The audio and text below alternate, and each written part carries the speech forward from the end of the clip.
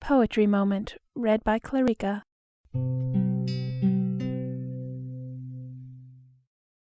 Simon Lee, The Old Huntsman, by William Wordsworth. In the sweet shire of Cardigan, not far from pleasant Ivor Hall, an old man dwells, a little man. I've heard he once was tall. Full 35 years he lived, a running huntsman merry, and still the centre of his cheek is red as a ripe cherry. No man like him the horn could sound, and hill and valley rang with glee, when echo bandied round and round the halloo of Simon Lee. In those proud days he little cared for husbandry or tillage. To blither tasks did Simon rouse the sleepers of the village. He all the country could outrun, could leave both man and horse behind, and often, ere the chase was done, he reeled and was stone blind. And still there's something in the world at which his heart rejoices, for when the chiming hounds are out, he dearly loves their voices. But oh, the heavy change, bereft of health, strength, friends, and kindred, see, old Simon to the world is left in liveried poverty. His master's dead, and no one now dwells in the hall of Ivor. Men, dogs, and horses, all are dead, he is the sole survivor. And he is lean, and he is sick, his body dwindled and awry, rests upon ankles swoln and thick, his legs are thin and dry.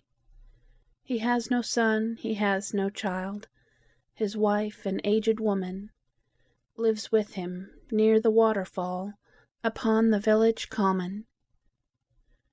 Beside their moss-grown hut of clay, not 20 paces from the door, a scrap of land they have, but they are poorest of the poor.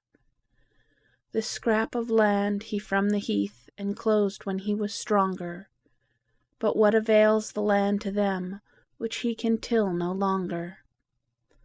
Oft, working by her husband's side, Ruth does what Simon cannot do, for she, with scanty cause for pride, is stouter of the two. And though you with your utmost skill from labor could not wean them, 'tis little, very little all, that they can do between them.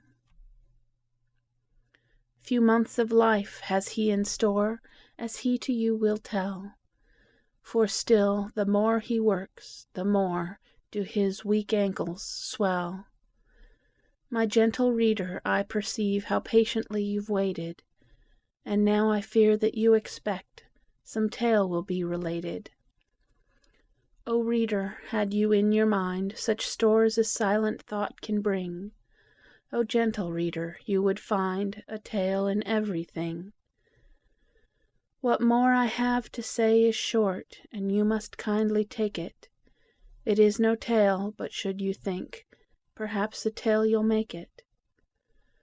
One summer day I chanced to see this old man doing all he could to unearth the root of an old tree, a stump of rotten wood. The mattock tottered in his hand, so vain was his endeavor, that at the root of the old tree he might have worked forever.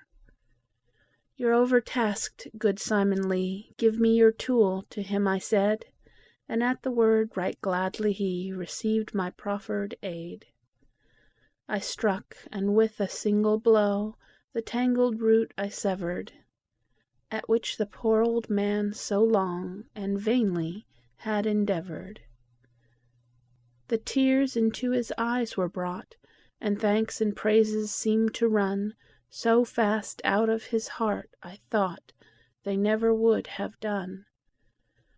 I've heard of hearts unkind, kind deeds with coldness still returning. Alas, the gratitude of men has oftener left me mourning.